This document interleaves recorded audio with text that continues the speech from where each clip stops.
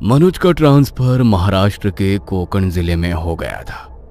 आज वो लोग अपने पुराने घर से वहां पर अपना सामान लेकर जा रहे थे। ट्रक में सामान लोड होते होते शाम के 4 बज गए थे।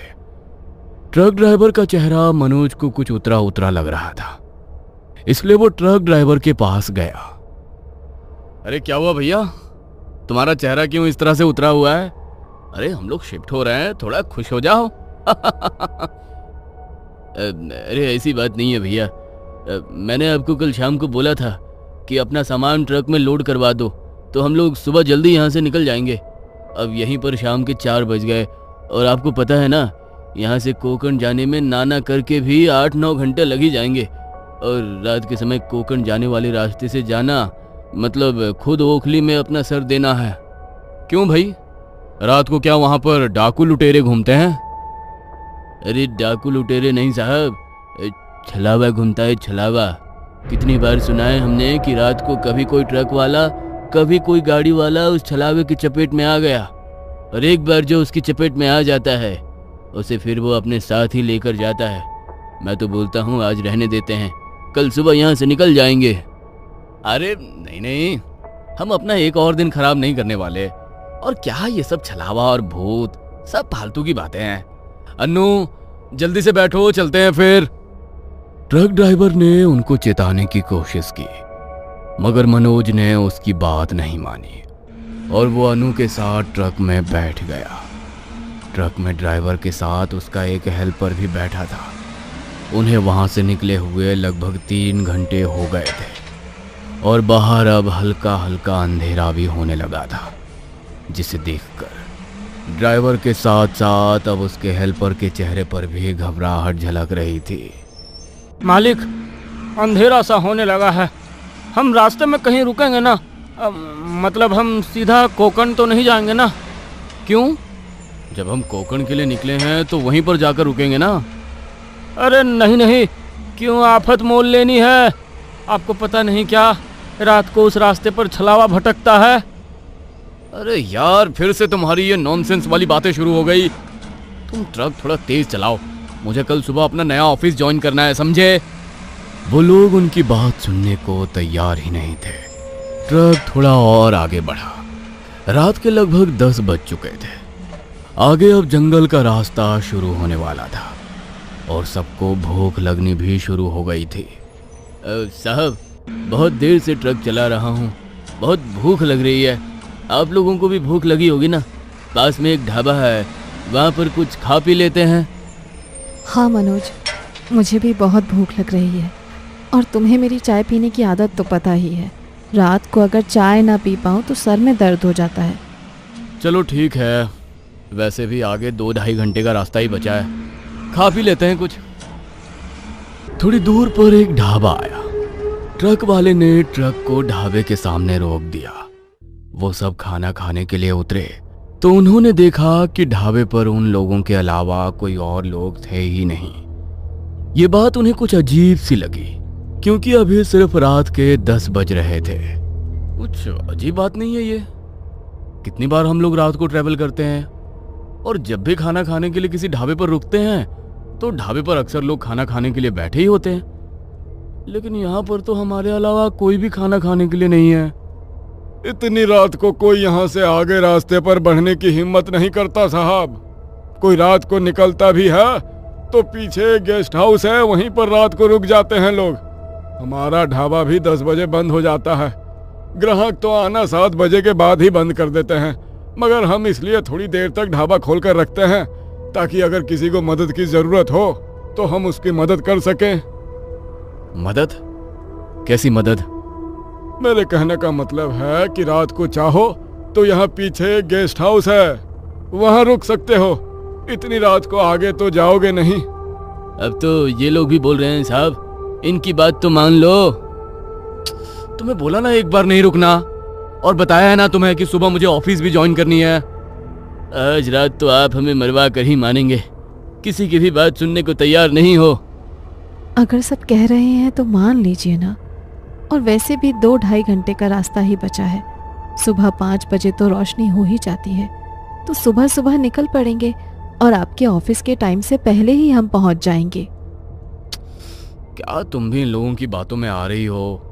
गेस्ट हाउस वाले कमीशन देते होंगे इनको, इसलिए फालतू की कहानियां बना रहे हैं। तुम ये सब बातें छोड़ो और खाना खा लो।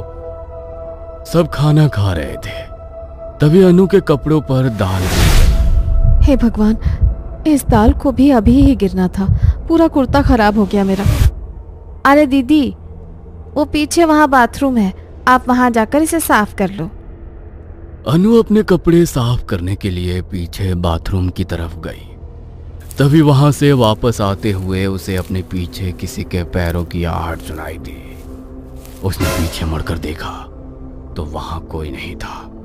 वो फिर से आगे की तरफ बढ़ी, मगर इस बार दोबारा उसे किसी के पैरों की आवाज सुनाई दी। तभी अचानक एक बिल्ली पीछे से उसके सामने आकर कूद पड़ी और वहां से दूसरी तरफ भाग गई। उसने अन्नू को बुरी तरह डरा दिया। ये बिल्ली भी ना डरा दिया इसने मुझे। अनु जल्दी से ढाबे पर वापस आई। तब तक सबने खाना भी खा लिया था। अरे आ गई तुम, चलो चलते हैं। रुको साहब, मुझे भी जरा हल्का होना है, मैं अभी आता हूँ, बस 5 मिनट। थोड़ी देर बाद ट्रक ड्राइवर वापस आया और वापस आकर उसने ट्रक स्टार्ट किया और वो लोग वहां से निकल गए। थोड़ी दूर पर ही जंगल का रास्ता शुरू हो गया। ट्रक वाला और उसका हेल्पर छोटू बहुत घबराए हुए थे। मनोज अपने फोन में कुछ ढूंढ रहा था और अनु का ध्यान आगे रास्ते की तरफ था। तभी सामने देखकर वो जोर से चिल्लाई। उसकी चीख सुनकर ट्रक वाले ने अचानक ट्रक रोक दिया। अनु, क्या हुआ तुम्हें? तुम चिल्लाई क्यों? ट्रक चलाओ प्लीज, यहाँ पर मत रुको, आगे चलो बताती हूँ, पर प्लीज अब बीच रास्ते में दोबारा से ट्रक को मत रोकना। ठीक है मैडम। ट्रक वाले ने दोबारा ट्रक स्टार्ट कर दिया। डर के मारे अनु का पूरा चेहरा पसीने से भीग गया। किसी को भी समझ नहीं आ रहा था कि आखिर हुआ क्या है। अब तो बताओ अनु, क्या हुआ था? क्यों चिल्लाई थी तुम? वो मैं सामने रास्ते की तरफ देख रही थी।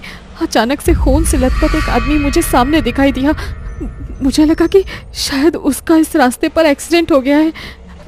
मैं उसकी मदद के लिए ट्रक रोकने के लिए बोलने ही वाली थी, लेकिन उससे पहले ही वो मेरी आंखों के सामने से गायब हो गया।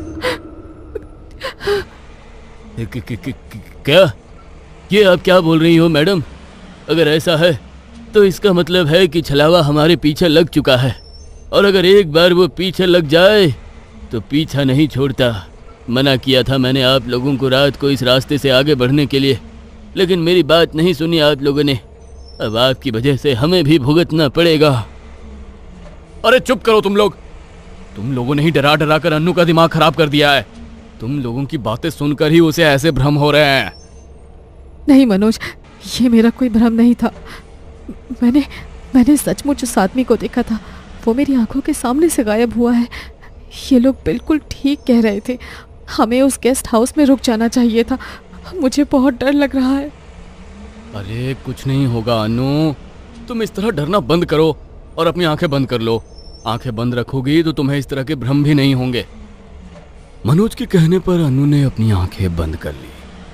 तभी उन तीनों को सामने से लोगों का एक झुंड आता दिखाई दिया।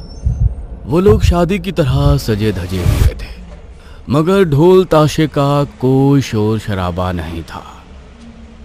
देखने में तो ये कोई बारात नजर आ रही है, मगर ना कोई बैंड बाजा ना कोई ढोल। कुछ अजीब नहीं लग रहा? अजीब तो लग रहा है।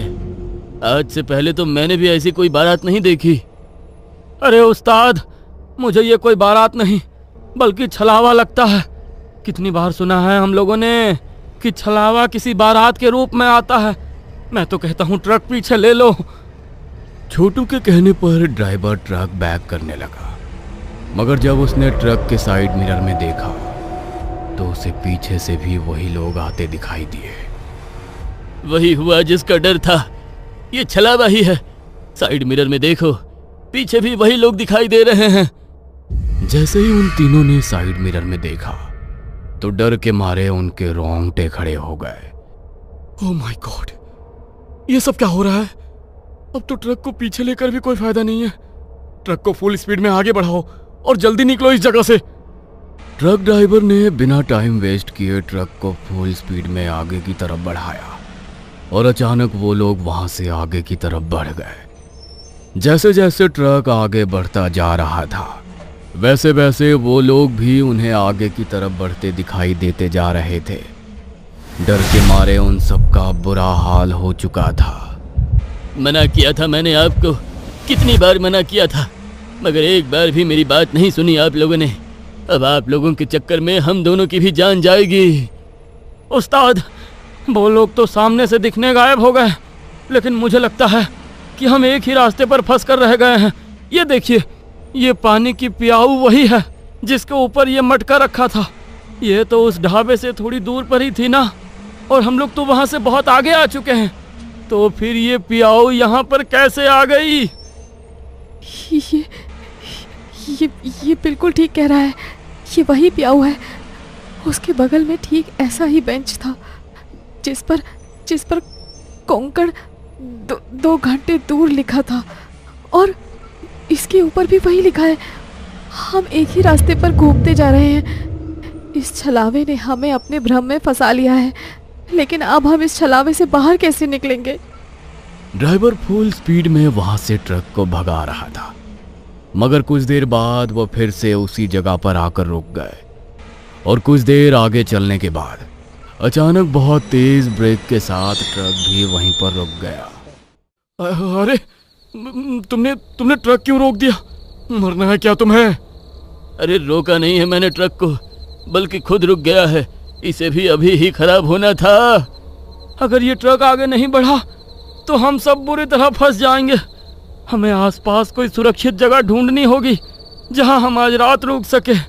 उस तरफ देखो, झाड़ियों का इलाका है, लेकिन एक छोटा सा घर दिखाई दे रहा है मुझे। लालटेन की रोशनी भी है वहां पर। लेकिन अगर हम बाहर निकले और छलावे ने हमें पकड़ लिया तो? लेकिन अगर हम इस ट्रक के अंदर बैठे रहे तो भी छलावे का ध्यान इस पर चला जाएगा और हम यहाँ से कहीं भाग भी नहीं पाएंगे। इससे अच्छा है कि हम वहीं पर जाकर छिप जाएं। उन सबको छोटू की बात ठीक लगी और वो ट्रक से निकलकर झाड़ियों के बीच चले गए जहां पर एक छोटा सा घर था। वो लोग उस घर के भीतर गए और उन्होंने दरवाजे को अंदर से बंद कर लिया। वो घर ज्यादा साफ नहीं था, लेकिन वहां 2 बिस्तर रखे हुए थे। एक काम करते हैं, जब तक यहाँ रुके हैं थोड़ी देर आराम कर लेते हैं। मेरे सर में बहुत जोर से दर्द हो रहा है। अनु मनोज के साथ एक बिस्तर पर लेट गई और ट्रक ड्राइवर के साथ छोटू दूसरे बिस्तर पर लेट गया, और कब उनकी आंख लग गई किसी को पता नहीं चला। तभी कुछ देर बाद मटके पर रखा गिलास अचानक से नीचे गिर गया और उसकी आवाज से अनु की नींद टूट गई। अनु ने आंखें मलते हुए सामने देखा तो डर के मारे उसकी चीख निकल गई, क्योंकि छोटू जमीन पर पड़ा हुआ था और उसकी गर्दन के मांस को किसी ने फाड़ डाला था। उसकी चीख की आवाज से मनोज और ट्रक ड्राइवर की भी नींद खुल गई, और जब उन्होंने सामने देखा तो डर के मारे उनकी आंखें भी फटी की फटी रह गईं। छोटू, ये क्या हो गया? छोटू को किसने मारा इसे? पता नहीं, मेरे कानों में तो पानी का गिलास गिरने की आवाज पड़ी थी। उससे मेरी नींद टूट गई और जब मैंने सामने देखा तो छोटू मर चुका था। मुझे तो लगता है तुमने ही मारा है। अरे तुम्हारा दिमाग और आप खराब हो गया है क्या? क्या अनाप शनाप बके जा रहे हो? अनाप शनाप नहीं, बिल्कुल ठीक बोल रहा हूं मैं। मुझे तो यही छलावा लगती है। सबसे पहले इसी ने बोला था कि इसको सामने कोई आदमी दिखाई दिया है, और सबसे पहले यही गई थी ना कपड़े साफ करने ढाबे के पीछे बाथरूम की तरफ, और अभी भी यही चिल्लाई थी। हम दोनों तो सो रहे थे, तो छोटू को मारा किसने? यही छलावा है, इसी ने मारा है उसे। क्या? लेकिन अगर ये छलावा है तो मेरी अनु कहाँ है? अरे तुम पागल हो गए हो क्या मनोज? इसकी बात क्यों सुन रहे हो? और बात रही बाथरूम जाने की, तो मेरे बाद ये भी तो गया था बाथरूम की तरफ। ये भी तो छलावा हो सकता है। मैं बता रहा हूँ, ये हमें गुमराह करने की कोशिश कर रही है। अगर हमने इसे नहीं मारा तो जैसे इसने छोटू को मारा है वैसे ही ये हमें भी मार देगी। ट्रक वाले ने पास में पड़ा एक डंडा उठाया और उससे अनु की तरफ वार करने लगा, मगर अनु वहां से हट गई और वो डंडा मनोज के सर पर जाकर लगा। मनोज के सर से खून बहने लगा। तभी अनु ने नीचे पड़ा वो डंडा उठाया और ट्रक ड्राइवर पर वार करने लगी, मगर उसने उसके हाथ से वो डंडा छीनकर दूर फेंक दिया। तुझे छोड़ूंगा नहीं मैं, मुझे पता है तू ही छलावा है। ट्रक ड्राइवर ने फिर से वो डंडा उठाया, मगर जैसे ही वो डंडा उठाने के लिए नीचे झुका, तभी मनोज का ध्यान वहां नीचे लगे एक शीशे पर पड़ा जिसमें ट्रक ड्राइवर की छवि दिखाई ही नहीं दे रही थी। मनोज उसी वक्त समझ गया कि छलावा कोई और नहीं बल्कि वो ट्रक ड्राइवर ही है। वो अपने सर पर हाथ रखे हुए जल्दी से उठा और वहां पर रखा हुआ मटका उसने ट्रक ड्राइवर के सर पर दे मारा और वो डंडा उठाकर लगातार उस पर वार किए। वो निढाल होकर वहां गिर पड़ा और अनु का हाथ पकड़कर वहां से बाहर की तरफ भाग गया। तभी सूरज की पहली किरण उगी और जब सूरज निकल जाता है तो छलावा किसी पर हावी नहीं हो पाता। कुछ देर बाद वहां पर एक बस आई और वो दोनों उसमें बैठकर कोकण के लिए निकल गए। वो दोनों तो खुशकिस्मत थे कि उनकी जान बच गई, मगर ट्रक ड्राइवर और छोटू को उनकी जिद की वजह से अपनी जान गंवानी पड़ी। छलावा कोई बनाई हुई कहानी या भ्रम नहीं है। एक बार ये जिसके पीछे पड़ जाए उनमें से किसी ना किसी को तो अपने साथ लेकर ही जाता है। इसलिए रात के समय ऐसे रास्ते से गुजरने की भूल ना करें। क्या पता अगले सुनसान रास्ते पर छलावा आपका ही इंतजार कर रहा हो।